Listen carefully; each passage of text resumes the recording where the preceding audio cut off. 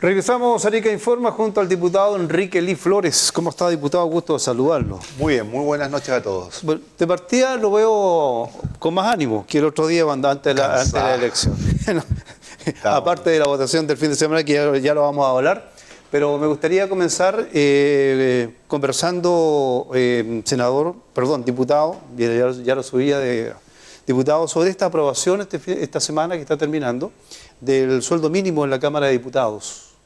Contento porque hay un tema de necesidad de demostrar también a las personas que en el Congreso también estamos preocupados de algo que les importa a la gente. Y a la gente le importa aumentar su poder adquisitivo. Yo pienso, no le doy tanta relevancia, porque la verdad es que aumentarle el sueldo a una fracción como la que se aumentó, considerando los índices de inflación, la verdad es que el aporte para la familia, para el ingreso familiar, no es mucho. Y por lo mismo, también yo considero que las reclamaciones que hacía un sector político que estaba negando este aumento no son válidas. La verdad es que básicamente acá lo que es un ajuste para que el ingreso familiar no se vea desvalorizado a los altos índices inflacionarios. También contento porque fuimos parte del proceso, si bien es cierto no somos los autores de la iniciativa, pero estaba estancada esa iniciativa en el Congreso. Y fue un grupo de diputados, recuerdo al diputado Jorge Durán, por ejemplo, de Renovación Nacional, junto conmigo y algunos otros diputados, que ingresamos un proyecto que se llamaba Proyecto de las 39 horas, que no era una competencia al de 40, de decir tus 40 y una menos, sino que le agregaba el concepto de gradualidad. O sea, lo que quisimos decir ese entonces era, es posible reducir la jornada laboral semanal, siempre y cuando se haga en forma gradual, porque si lo haces en forma introspectiva, violenta, hacia lo bruto, lo que hace es castigar demasiado a los empleadores, a las pequeñas, a las medianas y a las microempresas, de forma que pudiera haber un coletazo que fuera perjudicial a la clase trabajadora, que es un aumento del desempleo. No podemos permitirnos eso. Por lo tanto, la incorporación de la gradualidad, que fue un tema que sí lo pusimos en el tapete, permitió que esta idea original de disminuir la jornada diera la luz. Pero también le dije al gobierno en mi discurso esta semana que esta idea de darle un alivio financiero a las familias no solamente tiene que ir en base a tener un sueldo mínimo más alto, porque hay mucha gente que está también angustiada con su día a día, que no puede llegar a final de mes y que no tiene un sueldo mínimo, que gana más que un sueldo mínimo, gana 1 millón de pesos, 900.000 pesos, y que también está agobiada. Esas personas no le estamos llevando solución. Entonces la solución va por distintas aristas, por distintos caminos, y el gobierno no puede descuidar ninguno de ellos. Así que, como te digo, contento.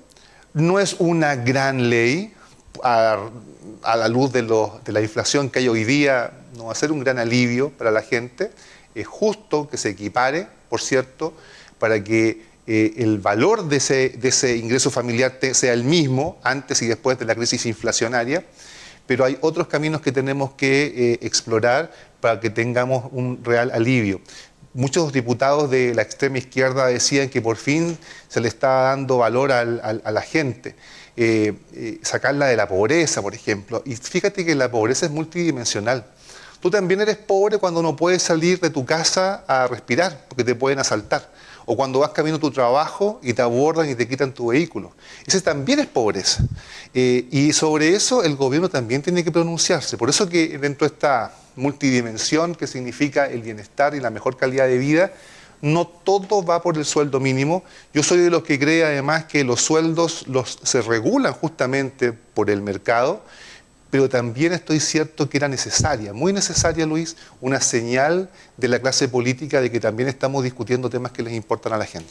Ahora le hago la otra pregunta. El sexto retiro, ¿hay disponibilidad para el sexto retiro? Porque hay muchas personas que a uno le preguntan, ¿cierto? Le dicen, bueno, ¿qué se sabe del sexto retiro? Se está viendo en la comisión, en la Cámara de Diputados, en la Comisión de Constitución, pero al final, si llega a la sala, ¿están los votos para un sexto retiro o no?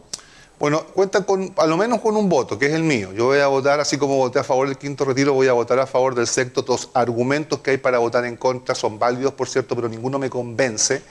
la inflación que se argumenta que puede ocurrir. La inflación ha ocurrido en todo el mundo y no en todos los países del mundo han habido retiro de los ahorros previsionales. Por lo demás, si hablamos de que el aumento de circulante es lo que puede provocar inflación, bueno, este mismo aumento del sueldo mínimo del que acabamos de hablar también puede ser una justificación para no hacerlo. Pues yo podría decir, no aumentemos el sueldo mínimo porque vamos a aumentar el circulante, si aumenta el circulante aumenta la inflación. Es el mismo argumento que se está dando para no retirar el 10% de los fondos de ahorro previsional. Así que yo voy a votar a favor del sexto retiro.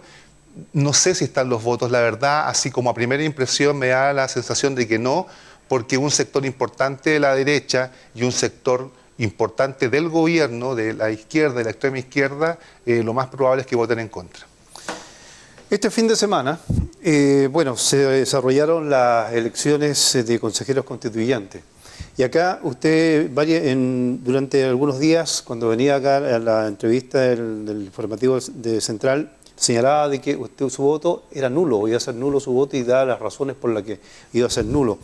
Y fíjese que al final llegó casi al 17% la votación entre nulo y blanco, y que es un tema importante y que no se ha hablado mucho en la prensa, sino que se ha hablado más, ¿cierto?, de republicanos, de la derrota del gobierno y todo lo demás, pero se ha dejado de lado un poco el voto nulo y los blancos, que son ya de partida, serían, ¿cierto?, el rechazo para el 17 de diciembre de este año. Sí. Un promedio de casi el 17%. En Arica superamos el 19% de votos nulos.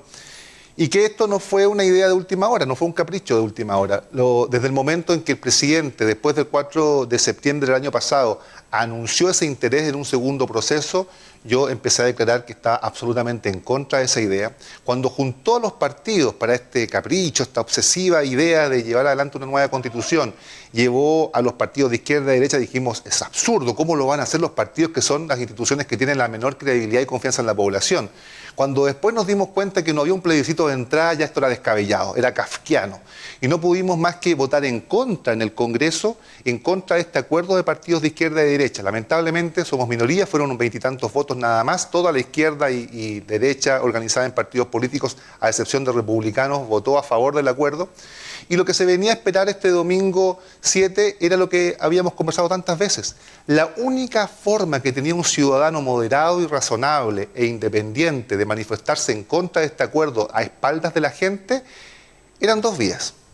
Una vía era votando nulo, rechazando el proceso, y la otra vía era a través de un voto de repudio al gobierno con esta idea obsesiva de nueva constitución, que era votando por su archienemigo, republicano. Y fue justo lo que sucedió. Primera opción, primera mayoría nulo, el partido mayor votado republicano.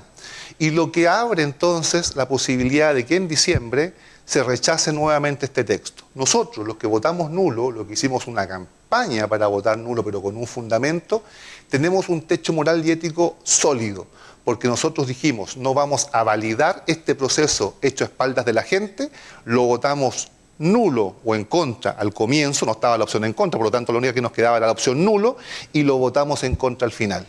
Y mucha gente que votó por republicanos el día domingo 7 también ya ha declarado que lo va a votar en contra en diciembre. Lo más probable es que nuevamente nos encontremos con un fracaso de un segundo proceso. Por eso es que el grupo de diputados de Avancemos Chile se ha adelantado a esto y presentamos un proyecto de resolución en donde le exige al presidente de la República que si se rechaza nuevamente este proceso y el texto constitucional en diciembre, cerremos la puerta por lo menos por 8 años a un tercer proceso que sería realmente caótico para Chile. Eso nos cierra la puerta a reformas importantes de la Constitución, que perfectamente la podemos hacer en el Congreso, pero sí cierra la puerta a esta enfermiza idea de que es necesaria una nueva Constitución en nuestro país.